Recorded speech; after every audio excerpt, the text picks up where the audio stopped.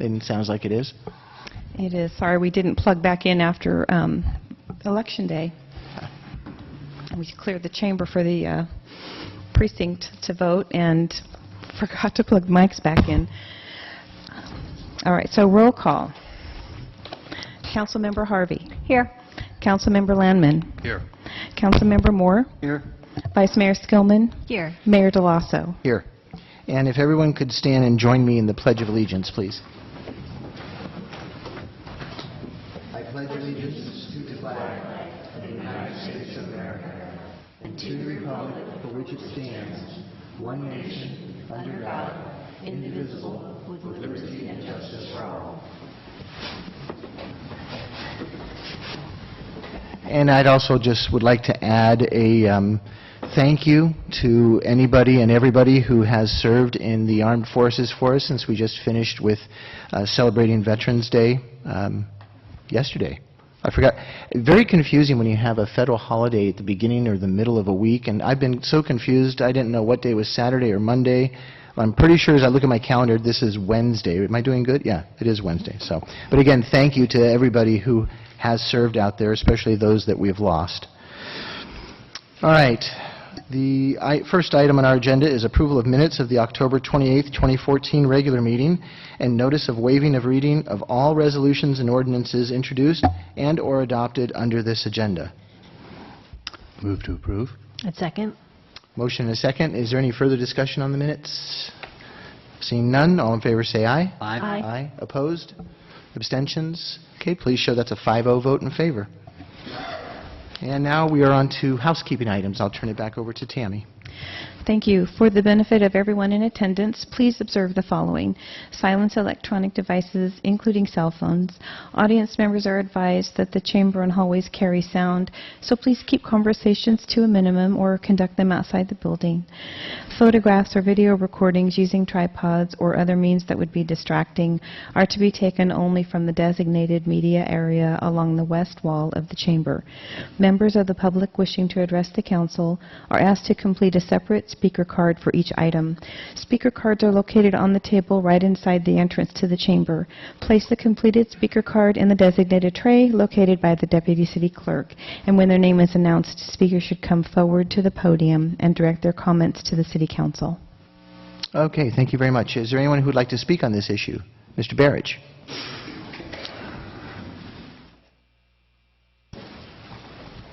Thank you, Mr. DeLosso. Good evening, Council. For the benefit of the audience, I'm George Berridge. I'm a former Cotati City Councilman here. And I've come up and spoke on this issue so many times, I think I've lost count in the last couple of years. But I want to remind those in the audience that these housekeeping rules here are illegitimate. They've never been voted on by anybody.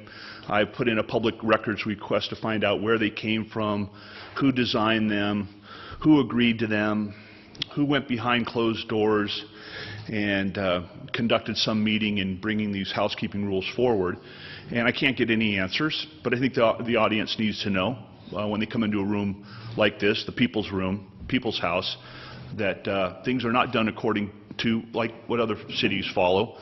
And normal cities have a policy regarding public conduct in a room, and they'll set some parameters up to keep order and let people know what's expecting of them, but not in Cotati.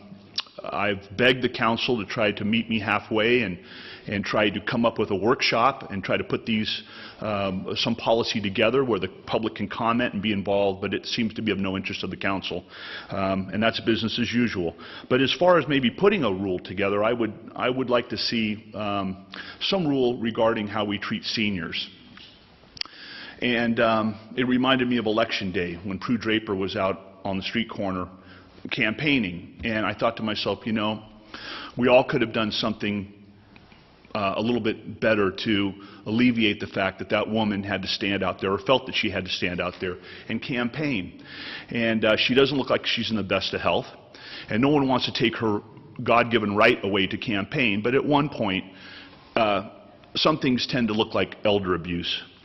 And I think the candidates and their supporters could have done everything possible to find a replacement for her to get out there and campaign and let the woman not be out there for 2 hours and in the elements and so forth. And I think that's something we got to watch for. We know what happened to Mr. Bob Coleman.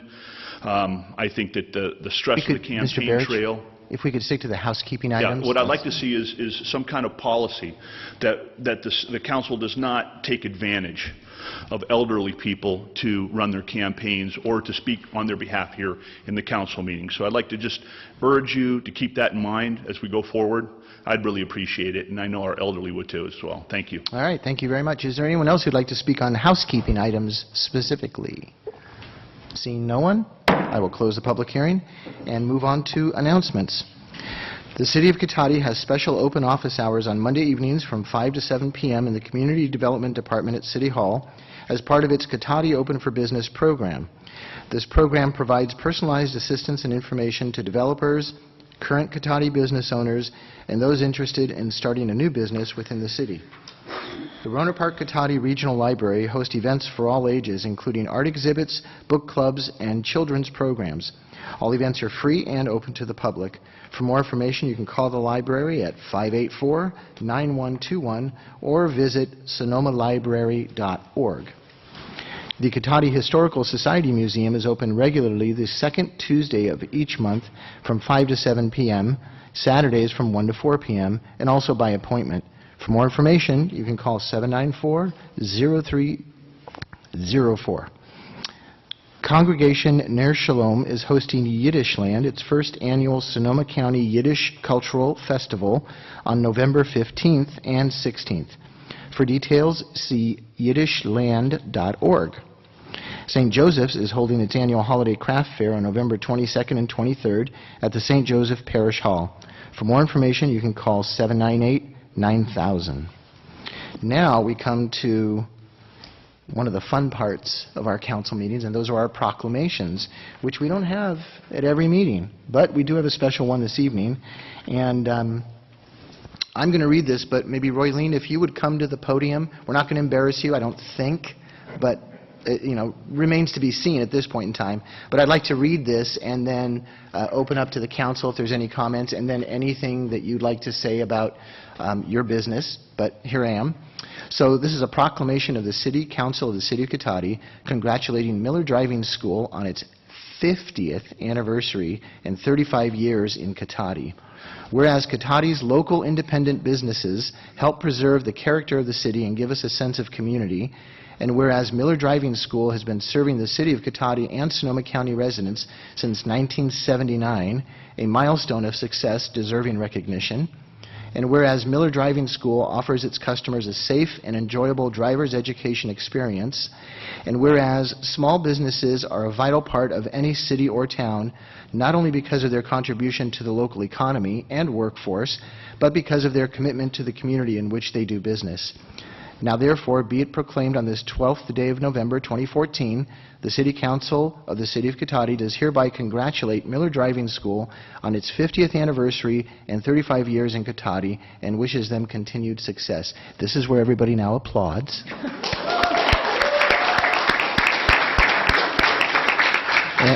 I see you brought your own cheering section tonight, so that's really great. But I'd like to just open it up to you if you have any comments. And when you're done, stay up there. We may have a few, and then we're going to do the photo op, of course. So I'll turn it over to you. I'm honored that you honored me. I was so excited when I got a call from Heather stating that you wanted to do this. I've been in business here in Cotati for 35 years. I love my business. I love what I do. I have great people working for me. And Cotati is such a great place. I couldn't have picked any better city in all of California, I don't believe, than Cotati. It's a great place to work. And a great place to, Sonoma County is a great place to live. I live in Rohnert Park. Wish I lived in Cotati, but I live in Rohnert Park. Anyway, I want to thank you very much for this honor. It is thrilling to me that you did this. My dad started the Miller Driving School in 1964 in Palm Springs. When I moved up here, he said, let's start a driving school. And I'm going, I don't even like to ride with anybody. What are you talking about? So I did, so he finally convinced me to start it, and I did, and it's been going strong ever since. I thought everybody knew how to drive. I was wrong. And seeing how people drive, even though they have a license, I was really wrong. Yeah.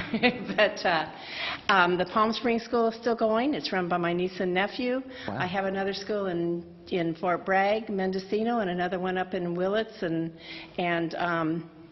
Ukiah. So it's very successful. It's been a great business, and I am honored that you want to honor me.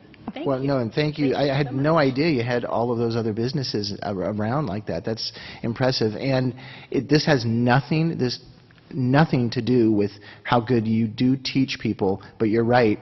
This is a business that's going to be around forever because there's people out there who have had their licenses that don't drive well. That's so true. You hit the nail on the head with that one. I'll open it up to council if anybody has any comments or questions. I won't pick it on anybody. Just let you go around. I'd be happy to kick this off, Mr. Mayor. Thank you. Well, first of all, Roylene, let me congratulate you. 50 years is amazing. 35 years, that's incredible. I'm remembering back when I was instructor, remembering the cars that you brave souls drive. 2 sets of brakes, most importantly, those brakes on both sides. And I remember the really brave person that instructed me back in Novato. And the first thing I did, knowing how that worked out, my daughter went to your school. And I'm happy to tell you, she's a great driver. She does very well. And now that she's a grown-up, quite often when we go places as a family, she winds up driving us. So that's all to you. And when you think about it, I mean, looking at what you do and how long you've done in this community, this is really more than just a business. I mean, if you can't think of what greater contribution somebody can make to a community than raising, 3 generations of safe drivers? Because I know they weren't that way when we gave them to you. I know my youngest wasn't. So thank you for that and congratulations. Very good job. Thank you. Great. Vice Mayor, any comments? Oh, yeah, thank you. I just want to also add my congratulations as well. I think it's wonderful that you've been around that long in this community and giving back. I'm also really hoping that you have to stick around for at least another 2.5 years because that's when my son will be eligible to learn. So he's in line. Been around for a long time. Excellent. Glad to hear it. So anyway, thank you very much for being here tonight and congratulations. It was an honor to be here. Excellent. Thanks. Councilmember Harvey? Yes, well, all 3 of my children went to your driving school, and also they are very good drivers now. I think oftentimes we have the honorary mayors that come, and what struck me, based upon what Councilmember Landman said, is that oftentimes it's our teens that sort of get forgotten, and the way I see them come to you and you teaching them something very important, a life skill that they all need to learn. I think that you offer something to our teens that is invaluable. And so I really appreciate you being here and the impact that you've had on all the teenagers in Catania and Rohnert Park, because you kind of set the bar for them and show them the way. And I also appreciate that because I was in the car with my 3 kids, and I'm glad you started them first. So thank you, and I hope you're around for another 50 years. Thank you. Councilmember Moore? Well, I think the council said it quite well. Congratulations and continued success. Thank you. Great. So, yeah, I don't know if I want to wish upon anybody another 50 years of business, but I mean, if you really want to, that's fine. And there'll be a new council up here in 50 years, I'm assuming. I would, yeah, no, that's pretty much a Come on guarantee. down to the family. Yeah, sure, there you go, perfect. So, again, thank you very much, and I'm going to come around with the proclamation. We're all going to come up. We'll do a group photo. Whoever has cameras back there, now's your time. Come on up.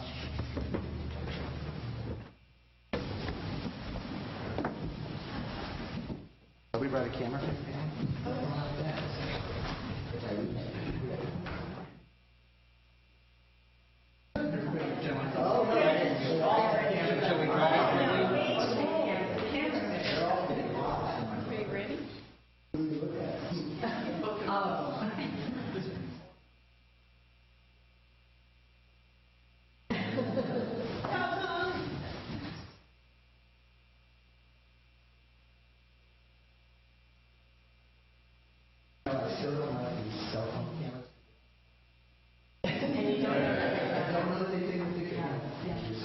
Thank you. Thank you very much.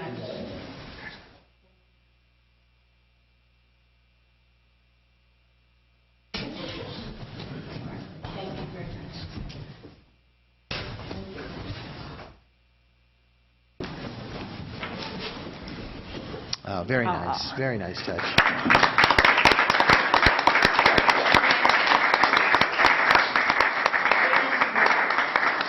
So I take it they're not old enough yet to come and see you at work, right? Yes. But they will be soon. And because you two young men are here, it is a school night. You are free to, go home and do your homework before it gets too late. I'm so sorry. You got to say it. It's just got to say it. All right. Now we're at Oh, yeah. Is there a public comment? Well, of course. Yes, please come up. City Council, Mayor, people don't know me. I'm Christopher Calvo with the Cotati Police Department police officer. I got to know the Miller's Driving School employees over the last couple of years. And what's really neat is, and I've always liked to work in small communities, but I've become very good friends with them. We've done a lot of things together, crab feeds, and we just did bingo. But what I'd like the City Council to know is that our police department, hand in hand with their class, every class that goes through there, I try to talk to each class about DUI awareness. And I've gotten a lot of returns from kids, comments that it's affected them. And I'm saying that because I think it's really neat that our police department's working with a small business. And you should be aware of that the chief allows that. So I go over there, every class that goes through. But they're great people. They absolutely care about every child that goes through there. So I have compassion for that. They have compassion, so we work, well hand in hand. So a little nervous, but I wasn't going to say anything. But they mean a lot to me. So. That's great. Thank you, Chris. Just one quick question for you, too. So you've been working with them for 2 years. Have you finished the class yet? Yeah. I didn't mean it that way. It's all right. Both my boys have gone through their class, and Yeah. Now's where you turn around and walk away from. Just walk away from it. Yeah, quickly. Thank you. Was there anyone else who'd like to comment while I have the open? No, then we'll close public comment on that. Thank you very much. And we'll move on to the approval of the final agenda. Are there any changes? There are none. And now we will go to citizens' business. Any member of the public wishing to speak to the council on any item or items listed on the consent calendar or any matters not listed on the agenda that are within the subject matter jurisdiction of the council may do so at this time. Pursuant to the Brown Act, the council is not allowed to consider issues or take action on any item not listed on the agenda during this period. Comments of any member of the public are normally restricted, a total of 3 minutes in length per person for matters not on the agenda, and a total of 3 minutes per person in length for items on the consent calendar. And I do not have any cards, but Mr. Barrett, you have your hand up, so please come up.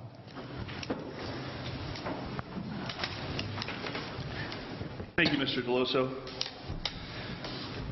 I was so thrilled election night. Socialist Democrats across America got a real shellacking, and it was really something to behold. In Cotati, voters were fooled once again by Mr. Landman, and Mr. Moore had his due as well.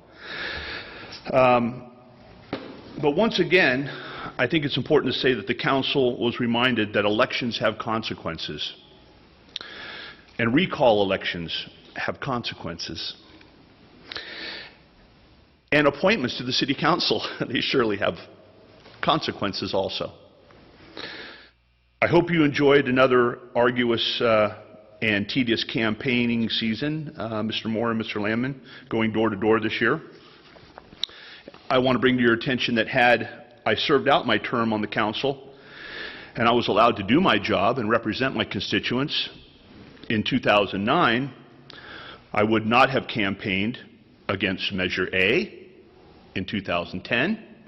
I would not have run for city council in 2010.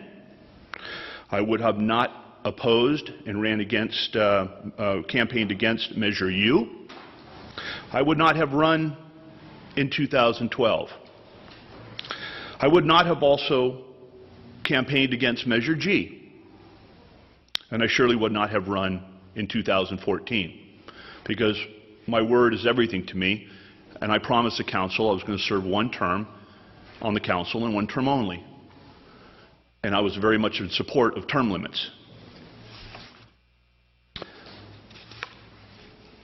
I also want to speak briefly about the meet and greet with the mayor last week or so, and I feel, in a general sense, I think it was a huge disappointment.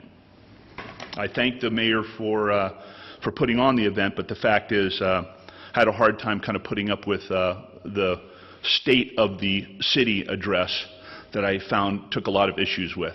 But the Redwood Cafe was not the place to have a lively debate on the merits of your State of the City address. There were people eating in the room, there were patrons in the room, and I take exception to the fact that those meetings are in that type of an atmosphere. I think it's the wrong place, frankly, to use that type of propaganda to roll over the citizens with, and it creates a confrontational situation which does not need to be. I was also upset that really nobody showed up from the public to meet the mayor who didn't already know the mayor, and that was very disappointing. I think it says something to the fact that either people don't care about this town, they're not interested, or they don't have trust in our city government, or they don't want to meet our mayor, surely not on a personal level, because you're surely a nice man, but the fact that it was non-attended. And I think we have to do better. I'm hoping that our future mayor will do better with these meet and greets, because I think we have a long ways to go. Thank you. All right, thank you for your comments. Anyone else who'd like to come up during citizens' business? Seeing no one, I will close that and go to direction on any future agenda items. Does anybody have anything to bring up at this point? No? All right. We'll move on to the consent calendar, where we have items 2 and 3. Mr. Mayor? Yes. I would like to pull item 3. Pull item 3, okay. But let's move on to item 2 right now. If there's... Move to approve? Thank you. I would second. Motion and a second. Is there any further discussion on item 2? Seeing none. All in favor say aye. Aye. Opposed? Abstentions? Shows a 5-0 vote for item 2. And Councilmember Moore, what about item 3 would you like to discuss? In looking at the information on item 3, I thought that it needed a little bit more research on there. I was curious and didn't see it, and maybe it was in the previous information regarding the adoption of the records retention based on the state recommendations, but I didn't see anything in reference to electronic storage of these records, and maybe versus destroying some of these, it might be something that we might look at scanning these and keeping them on a server or multiple servers for backup. So I thought that that topic would be something that we could explore a little further. Okay, I can turn that over to Tammy Taylor. Could you maybe respond to that? Sure. Did you, we're updating the records management, our records management program. Part of that is updating the records retention policy, and this worksheet is just records that really aren't covered because of new laws, new types of records. And so that's what this worksheet's about, is regarding electronic records and using those as our permanent record, I think is the term. So official record, there we go, it's official record. So in order to have electronic documents be the city's official records, our electronic document management system needs to comply with certain laws, and it needs to be what's known as a trusted system. And generally what that means is that it's backed up to an unalterable format consistently. So we're not quite there yet. That is actually something that we're looking into. We have a very dated and unsupported electronic records management system. It is dated and it is no longer supported. So as part of this program for our records management, we'll be looking at going to electronic documents as our official record probably next fiscal year. So would that be something that would come back to the council at some point, and we could amend this current policy and record? You know, the records, even electronic records that are part of our, if we have an electronic system that's considered compliant and we use electronic records as our official records, they are still subject to retention. So regardless of regardless of the format of the records, it's a record and the retention applies. Whether it's a permanent record, if so, it's listed as a permanent record in the retention. Otherwise, it's going to have a destruction date based on the usefulness of the record. Right. So, Councilmember, I'm not sure if this is, because I'm not quite clear on what you're asking. In light of the technology available nowadays and the scanning capabilities and the fact that we're bringing our system up into the 21st century, and the ability to scan these documents could be something that I think could be achieved through an intern or something along those lines. I'm not real comfortable with the destruction of records. If we have the capability of keeping them in a PDF or an electronic version and then accessing those, because I know that I've gone to the city to ask for information on records that were stored off-site, and it would be wonderful if we had the ability to scan these, have them on-site and viewable electronically, provided they fit within the format of those. So it's, am I hearing you correctly in that if with electronic records, they would all be permanent? Right.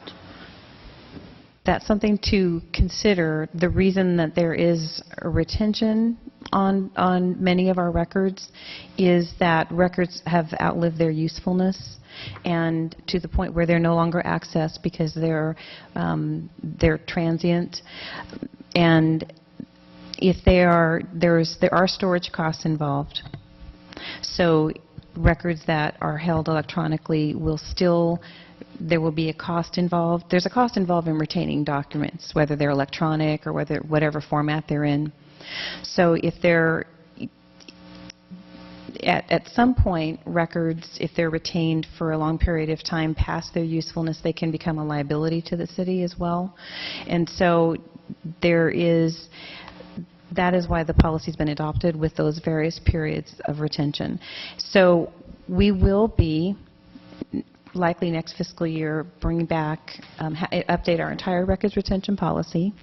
This worksheet that is before you this evening is an overlay based on how we actually practice our policy and the records that were not addressed in our policy, in our actual policy, because those policies, that policy is based on state guidelines, which are very useful, very helpful. However, we have different types of records. It's not personalized to Cotati, so this personalizes. That worksheet makes it much more personalized, and we will, as part of the program, we will be looking at our entire policy and updating it at that time. So it may be that that's something you could look at that time. Retaining records permanently is not generally practiced for the cost and the liability. Not yet. But the fact that we are 7,500 people versus a city of 120,000, it might be something that we might be adopting early as we have a little bit more flexibility. And so I'm just not real comfortable yet with some of the destruction of the records, and thought maybe it would be something I would like to look into a little bit more and maybe incorporate that. And I don't know that this is something that needs to be acted upon this evening. Not particularly. There's no time period. We're subject to the current policy, however. Right. So this record just kind of further defines how we've been implementing that policy. So if this is not adopted, if this isn't adopted this evening, it would. The current policy would remain in effect. Right, yeah, I think there's a couple of council members that might have some other comments. I'm going to start with Councilmember Harvey and then Councilmember Landman. Well, what I was struggling with is to try and say, where were we and where are we now? And I appreciate you gave us what's out there, but kind of matching all that stuff up, I was struggling with trying to say, are we better, are we worse, are we, have we, what is it that, I don't know. So, for instance, I'll just pick one on here, accounts payable, it says audit plus 4 years. I don't know without trying to dig around and find the exact line, and there's different sections, there's state, local, and some Cotati ones. What is our policy today, and what is, have we changed it? How much have we changed it? Was it 10 years and now we're saying 4 years? So I just was a little uncomfortable with destroying something and not kind of having a context for it, because once it's destroyed, it's destroyed. Fair enough. Councilmember Landman? Well, even with, thank you, Mr. Mayor. I don't think you're on. Okay, it's staying put. Even with the advent of computer technology, obviously, there's time and money involved in scanning, saving, converting documents, and it still becomes a storage problem, regardless of what it is. I don't care what the median is. If it's pieces of paper or if it's bytes of data, there's still a long-term problem. So with that, obviously, the smart thing to do is try and make sure you keep the things you need to keep, probably err on the side of caution, and keep some things you think you might not need. But it would certainly, I could see the argument of it would be wasteful, unnecessary. It goes on its own. I don't think the microphone's liking what I'm saying tonight. But what I was saying is I think it might be considered somewhat wasteful or necessary just to keep everything. And I just want to double check something, because I understood this, reading this for the consent item, that basically we have our existing rule, and what was being offered tonight was in essence an overlay. And then, as I understood it, correct me if I'm wrong, in all areas, this overlay to the existing rules that we've had for years just adds to the time of storage and/or eliminates duplication. So in other words, if planning has a copy of something, then we make sure that other departments don't have the same thing too, so we eliminate some redundancy. Would that be a correct assessment of what you're proposing here? Yeah, I'll take both of the questions, do sort of relate. So what you described, Councilmember Harvey, is exactly what staff was going through when we were looking and determining, okay, what is this and who's responsible for it? So this overlay identifies the Department of Record, makes it clear who's responsible for the record, because there'll be duplicates, because HR uses things that payroll uses, and so they may have a duplicate. So there is no need at all to keep on duplicates, especially if they've outlived their usefulness and the time has come for that record to no longer be used. And so it's destroyed under our current policy, and it just identifies the Office of Record. It clarifies the actual record that we use here in Cotati. What do we call it? And it brings some consistency into it. Some of the, for instance, the audit plus 4 years, there were several that were just kind of all over the place. Some of them were listed, they had retentions that were similar. For instance, current plus 4 years. We just brought them, made them consistent to ease that records process for the departments, so that because we have a particular process that we go through each year, bringing the older records and putting them in storage, and keeping the active and current records in-house. So to follow up on the question I had, so it would be fair to say, instead of really talking about, I mean, that one word, destroying documents, jumps out, and naturally that makes everybody concerned, or eliminating, or whatever, but really what I'm seeing here is we're not so much doing that as increasing efficiency and reducing duplication and redundancy? Very much so. The only thing we changed that is, to my mind, and you'll have to make this decision for yourself, significant, is that the current retention policy for recordings of city council meetings is 90 days. And we have never practiced that policy in that fashion. The retention has been always longer than that, but it's extended to 2 years, because studies have shown that after most folks access any recordings of a meeting within within a year at the most, and very, very few after about 18 months. Then after 2 years, nobody's looking at them anymore. But so that's the one thing we increased, and nothing was no retention periods were reduced unless it was to bring it maybe possibly very minor, to bring it into compliance with other records of the same type. Well, And- for me, that answers my questions. I'd be comfortable supporting this, although I'd also be open in the future as we move to an upgraded thing, and we have the ability to relook this and perhaps some documents longer if we can determine that's cost-effective and not problematic. That could be a good discussion, and there could be benefit. But for me, I don't see any reduction. I see increases here, which is beneficial. Yet if we don't approve this tonight, just to point out a fact, there will be more reduction than if we do approve this, because if anything, we've added time to a number of different records in this current proposal in front of us tonight. So it's actually extended the life of documents, regardless of whether they're paper, hard copy, electronic, whatever. So to me, it seems like, just my opinion, that, approving this retention policy tonight is not detrimental, but looking at further retention and other methods, I think this computer system here at City Hall is going to need a serious upgrade, first and foremost. And then I think, if they're already talking amongst themselves at staff to bring that back to us sometime in the near future, that would be a great thing. But I would just be concerned that, if we don't, and we can certainly take a vote on this, it's not a problem. If we don't approve this, then the likelihood of losing some records, it's more likely to occur with the older policy than with this newer policy. Safe assumption? Very broad term statement, I get it, but... Yes. So anyway, that's just my 2 cents worth. I mean, I think your guys' concerns are fine, and I think we should be looking at even further, taking this out even further, and electronic would be the way to go. I mean, one file cabinet can barely hold one office's year's worth of data. I can guarantee that, right? And I'm talking about a 4-drawer file cabinet, whereas, for $60, 1 terabyte hard drive that I have at home to save all my pictures off my digital camera, separate from my computer, should that ever crash, I feel very comfortable with that. And I can store a ton of stuff, right, as opposed to our older methods. So, and I do think, it needs to be brought up to more modern terms, but we're not talking about that tonight. That's not the proposal in front of us tonight. Any further comments?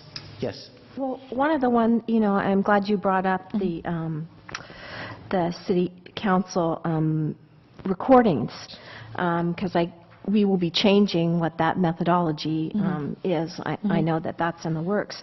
I mean, even 2 years doesn't seem long enough, and the reason that I say that has more to do with the fact that the minutes that we get, the minutes don't really go into what was said. They're really, I think you have a terminology for them, but oftentimes you have to go back to those podcasts to kind of really get a sense of what was the discussion. So 2 years, I don't know, seems a little light, because I know that some things take years to kind of, from start to finish, for us to kind of complete. It's not like some of the things that we do, some of the projects and different things happen that quickly. So sometimes it's nice to go back and say, and what was that discussion, around that particular topic, because you don't get it in the minutes. You just kind of get so-and-so spoke opposed, so-and-so spoke in favor. We don't really know what they said. So Context is lost. yeah. Yeah. Any other comments in this direction? No, thank you. Councilmember? The only other thing I would say is, you did indicate that the approved retention period, or the proposed overlay of the existing retention period, is greater on all of the categories? Not necessarily. Okay. We didn't significantly go into say, oh, we're keeping these records way too long, we're going to shorten it and just put an overlay on our policy. What we did was to bring certain types of records into consistency with each other. I recall discussing this with our records consultant in our finance department, where it was kind of all over the map. It was, some things were from audit plus 2 years, some were audit plus 4, some were current plus this, you know, and so they were all brought into consistency into generally audit plus a period of time. I think it's generally 4 years. So we did not specifically add retention time. I couldn't say that everything is more. The only thing I know for sure is more is the recordings of council meetings is a longer retention period. Well, I certainly appreciate all the work that you put into this, and I don't mean to discredit that. I just want to make sure that we're not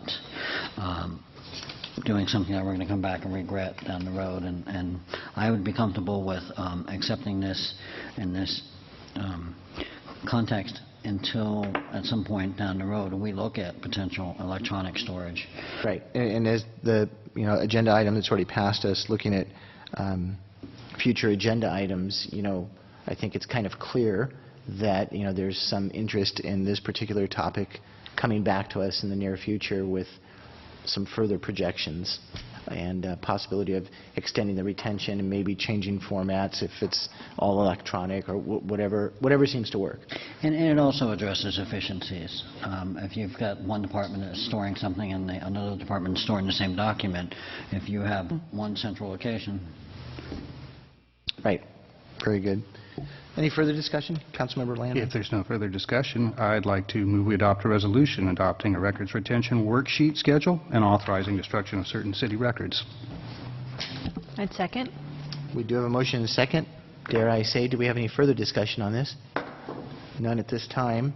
Why don't we take a roll call vote? That might be a little bit easier on this one, just to be clear. Councilmember Moore? Yes. Councilmember Harvey? No. Councilmember Landman? Yes. Vice Mayor Skillman? Yes. Mayor DeLasso? Yes. All right, so show that was a 4-1 vote. Thank you very much. And we will move on. We're under correspondence and pending legislation, and we have nothing under that for this report. So we'll move to the city manager's report. Good evening, Mayor DeLasso and City Council. I have a few report items for you this evening. First of all, I wanted to give an update on our police department. Our police chief has been busy responding to community concerns with traffic and speeding because we hear that frequently as a concern of our citizens. As an example, the police department has recently increased the number of citations issued for speeding and other traffic infractions. All of our police officers, reserve police officers, and our sergeants have completed radar enforcement certifications, so everyone is up to date at this point. Additionally, Chief Parrish is working on getting the police department motorcycle back on the streets again, and Officer Craig Guyden has been selected as our motor officer. The motorcycle is currently being serviced. It hasn't been used for some time, and Craig is scheduled for an 80-hour post-certified training in March, so we will be deploying the motorcycle in the spring. Craig will also be designated as the expert traffic accident investigator for the police department, and he will be conducting speed enforcement while working as our motor officer. As you may recall, our police department has been assisting other agencies with special events, and those agencies in turn help Cotati when we have a special event such as Kids Day or the Accordion Festival. And as part of this reciprocal assistance, Reserve Officer Jack Carpenter and 5 of our cadets assisted the Petaluma Police Department with street closures and traffic safety for the Petaluma Veterans Day Parade, which was held yesterday. So it's a good thing to have reciprocity between agencies and to help each other out. Also wanted to give you an update on web streaming. During our annual strategic planning process earlier this year, the Council confirmed a priority on public communication, including live web streaming and video archiving of City Council meetings. Web streaming and archiving will help fulfill the Council's goal of increasing and enhancing our community engagement. Thanks to the efforts of City Clerk Tammy Taylor, this project is moving forward. Tammy has done a tremendous amount of work to make this happen. The project is included in our adopted budget and is funded primarily by state-required cable franchise fees known as PEG funds, which are to be used specifically for video access to the public and for education and government meetings. Approval of the contract for equipment installation is expected to come before the council at your next meeting on November 25th, and we expect to introduce the live web streaming by spring of next year. We look forward to completing the project, which will provide improved access and transparency to our city council meetings. And lastly, just wanted to mention that we are scheduling a ribbon cutting for the depot, and that will be in December. We'll be making an announcement shortly about the date. That concludes my report, and I'm happy to answer any questions. Great. Any questions from council for city manager on anything she spoke about? Just on the ribbon cutting, the depot, we're thinking about doing a ribbon cutting in December only because that's the completion of the construction, even though the train is not going to be online for a while? That's correct, because the construction is complete. Okay. Yeah. Sorry, Sue, nothing? No, any questions in this direction? No? Okay. I'm going to go ahead and open this up for public comment. Mr. Barrich.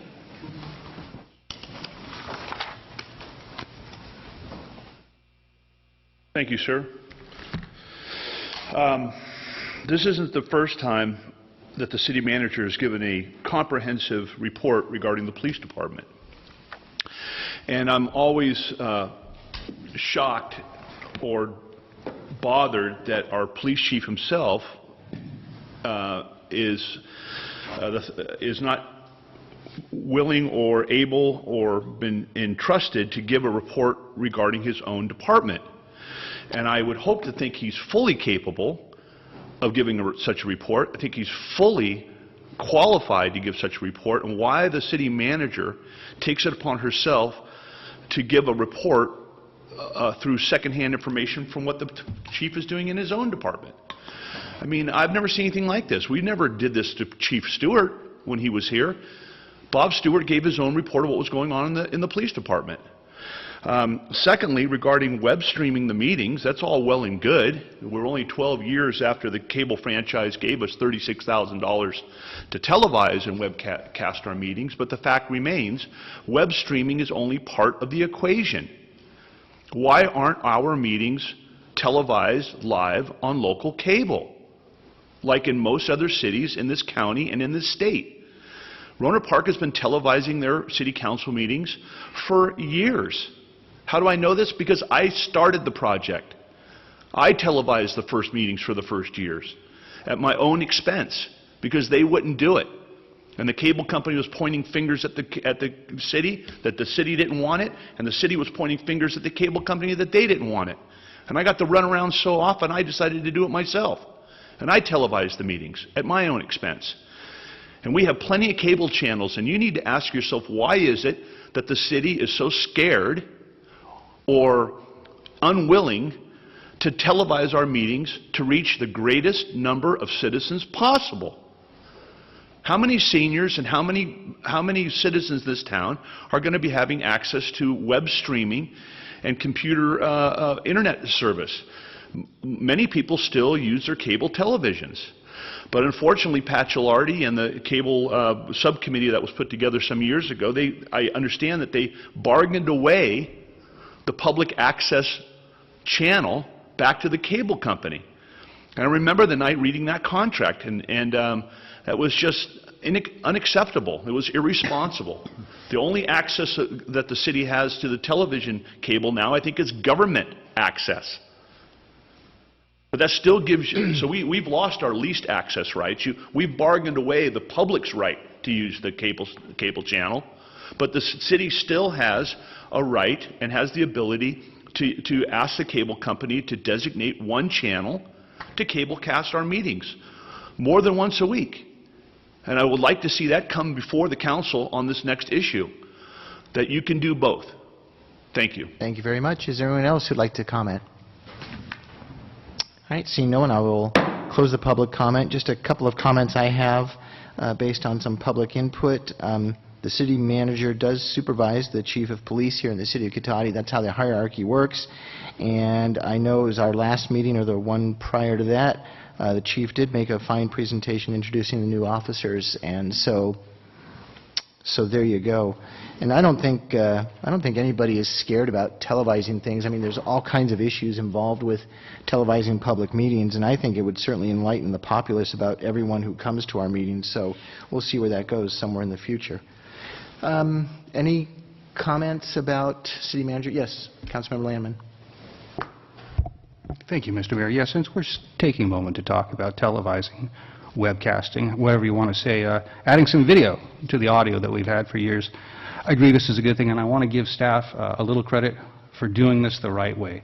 You could have ran into this years ago, thrown some money at it, and the problem is most people that look into this or think it through, it isn't just the money to buy a system or set it up. Granted, even if you have money to start that.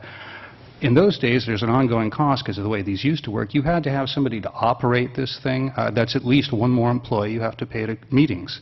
And then you have to take a look at the value of that. Is there really value to that? Some people may argue, looking at me, doesn't add much to listening to me.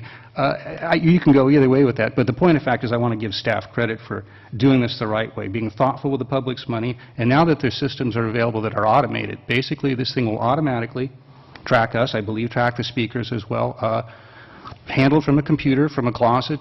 This is the way to do it. Smart way to do it. I'm glad to see it. We'll have to get used to having cameras on us, but I think that's a good thing. So thanks for bringing this forward, and thanks for doing it the right way. All right, we're going to move on to City Council reports. I'm going to start with Councilmember Moore, just because I look that way. I don't have any current City Council reports. I just wanted to give a congratulations to Councilman Landman on his victorious election night. Job well done. I don't think that we were abusing any elders out there. I think that people that go out and campaign on their own volition. And I was very proud to have people supporting us, and congratulations to you. All right, thank you very much, and congratulations to you, too. Councilmember Harvey.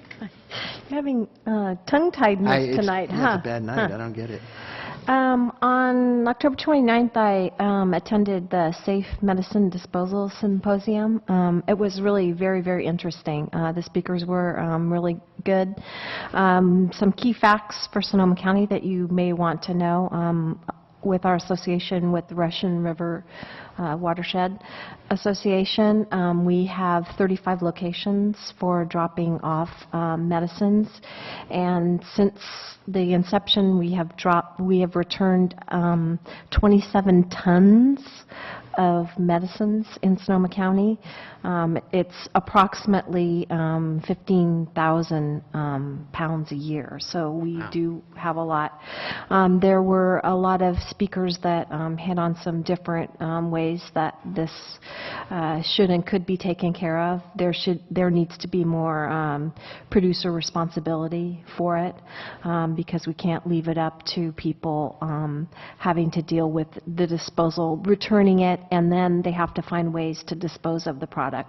So a lot more to happen on that. One interesting comment that was made by Supervisor Zane, I guess she did a lot of this work in a previous kind of lifetime in what she did, but she basically said that the drug companies, if they would do one less TV commercial, they could pay for all of the drugs to be taken back and dealt with. That's how much money they spent on advertising and TV commercials. One commercial, they could do one commercial less.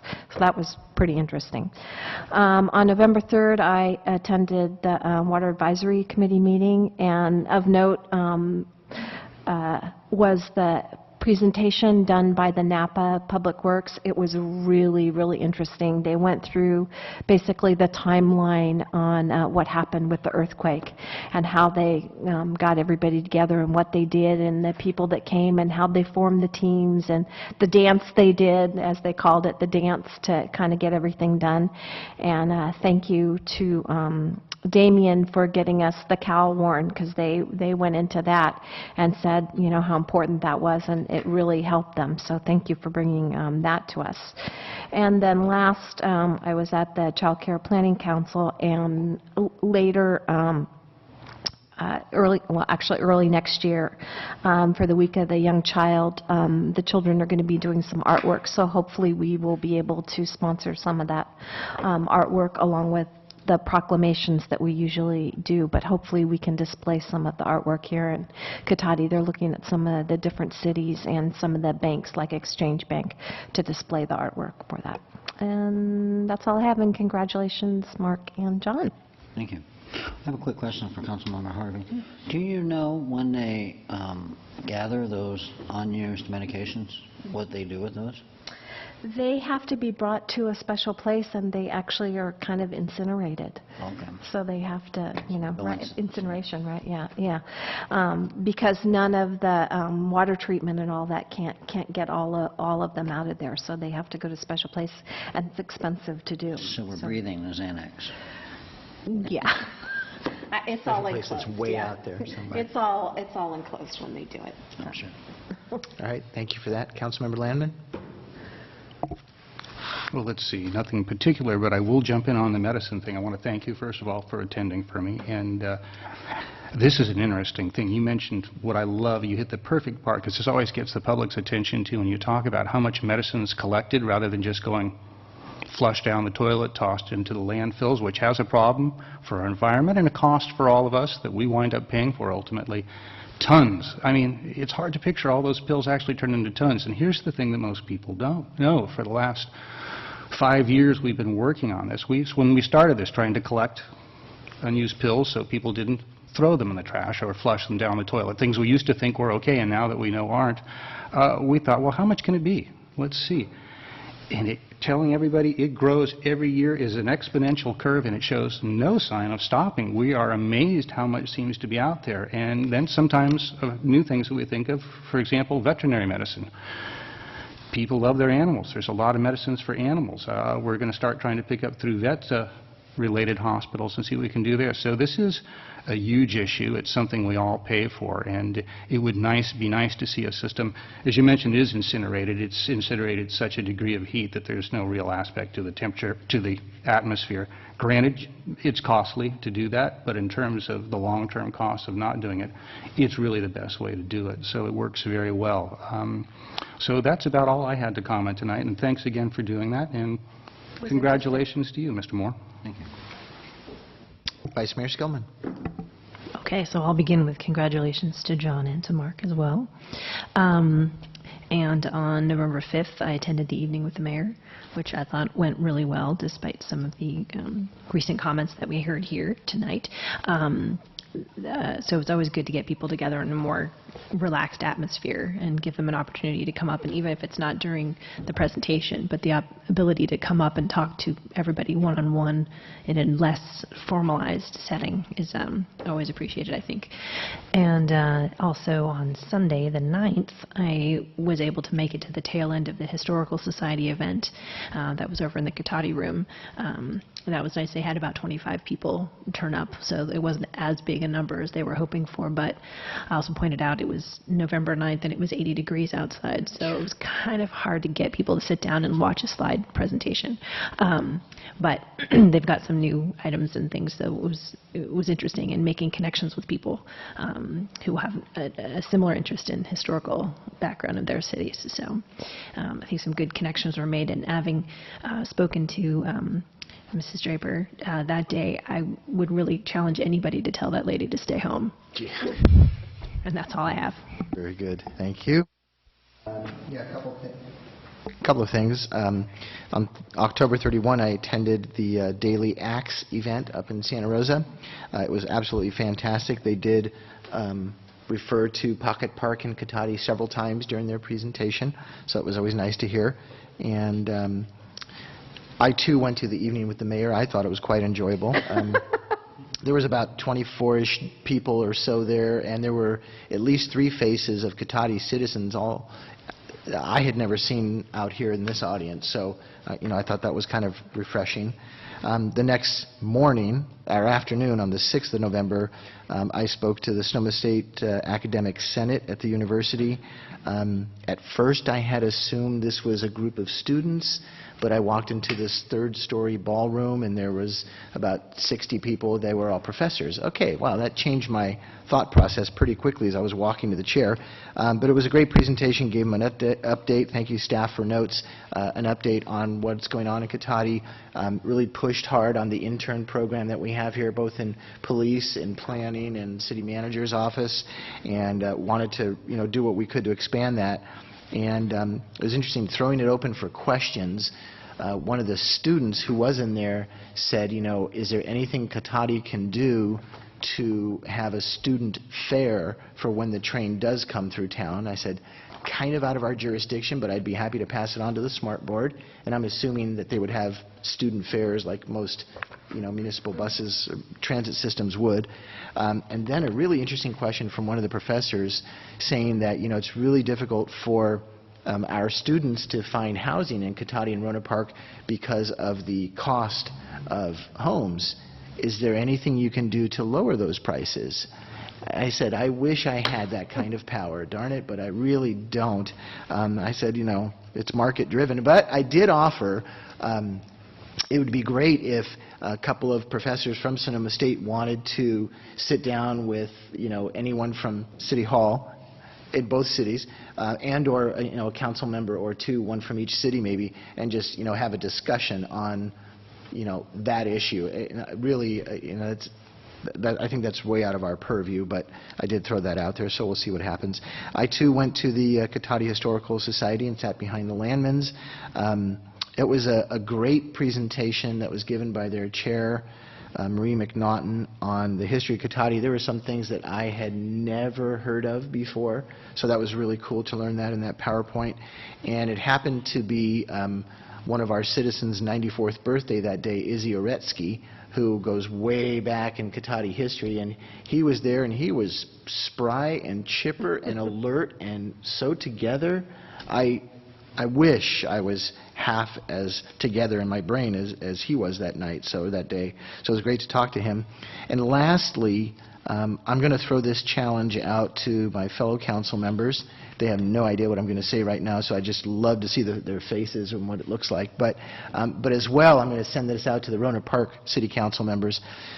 On Monday, December 22, we're going to be gathering in the old middle school buildings behind us here and working with the California Homemakers Association to put together care packages of food that they've already gotten, frozen turkeys and canned goods and all that kind of stuff.